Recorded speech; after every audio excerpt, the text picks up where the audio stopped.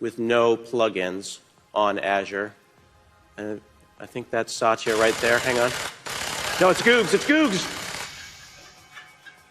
I'll get him later. Hang on. Now, the back end is entirely on Azure using Service Fabric. If you look in that top left corner there, you can see that we're pushing 35,000 transactions a second right now. And as you saw in the video, Ben Adams, their CTO, is one of the primary committers to Kestrel, which is the ASP.NET open source web server, and he helped push it to over 1 million requests a second. Now, this game here is running in Service Fabric Explorer. I'm going to switch over to Service Fabric. Age of Ascent uses hundreds of machines, and it scales in and out dynamically based on the load. And you can see here on the left that the game is made up of dozens of microservices, and each one is concerned with their own responsibilities.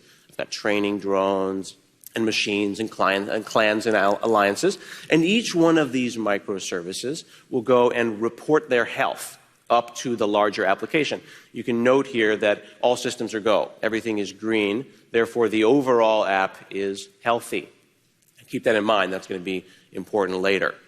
And I'm going to split this, and we will bring Solution Explorer up here.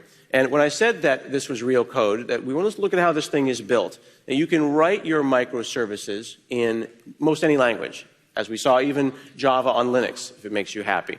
In Age of Ascent's case, they've chosen to write them with the high-performance open-source ASP.NET Core. See here on the right, we've got the microservices, and there's a one-to-one relationship between the services in Visual Studio and those in Service Fabric Explorer. And what's exciting about this is that you're already ASP.NET developers. You're already .NET developers. You already know how to do this stuff. Okay, so what's new? Well, when you start scaling your apps in the cloud, you can hit onto some hard problems. And Service Fabric solves the problems that happen at cloud scale. So let's talk about one of them, which is managing state. Okay?